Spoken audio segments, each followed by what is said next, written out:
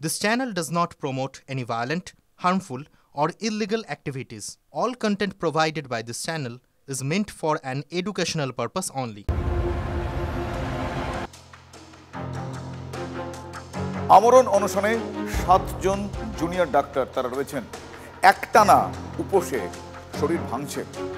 অথচ সরকার উদাসীন একবারেও আলোচনার বার্তা নবান্ন থেকে আসেনি টিল নাও এখনো পর্যন্ত একবারও আলোচনার বার্তা আসেনি আর এই অবস্থায় দাঁড়িয়ে সরকারকে কড়া বার্তা দিলেন সিনিয়র ডাক্তাররাও কারণ তারা জুনিয়র ডাক্তারদের পাশে আছেন তারাও তাদের সেই দাবিতে কিন্তু একই স্বর আরজি করে ৫০ জন ডাক্তারের প্রতীকী গণ ইস্তফা আর এই গণ ইস্তফার পথে এবার এসএসকেএম এবং মেডিকেলের ডাক্তাররাও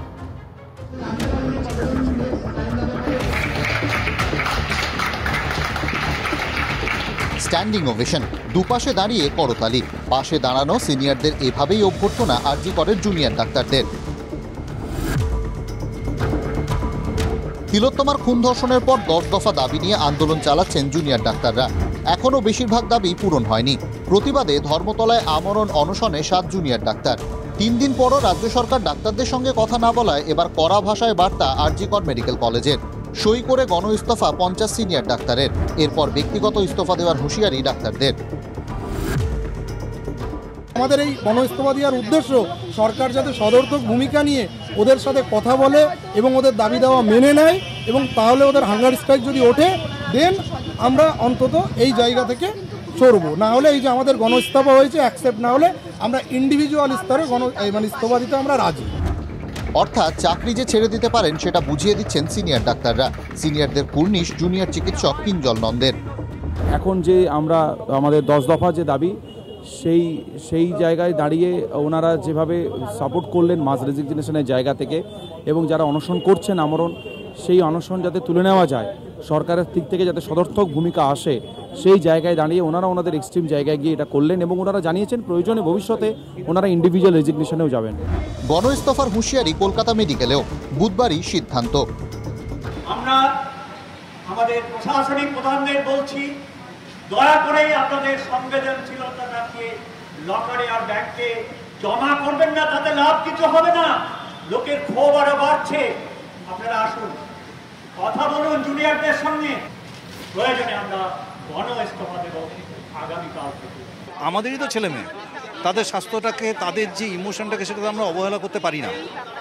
আমরা ওদের সাথে আছি সেটা বোঝানোর জন্য এক্সট্রিম স্টেপ দরকার হলে আমরা নিতে পারি সেটা বোঝানোর জন্য আমাদের এই সিদ্ধান্ত এবার তাদের শরীর খারাপ হতে চলেছে দুদিন পেরিয়ে গেছে তাদের ইউরিনে কেটন বডি আসতে শুরু করেছে তাদের শরীর খারাপ হচ্ছে আমরা সিনিয়র ডাক্তাররা যারা আমাদের ছেলে মেয়ে তাদের চোখের সামনে মরতে যেতে দেখতে পাচ্ছি না এক পথে হাঁটতে পারে এসএসকেএম সহ একাধিক মেডিকেলও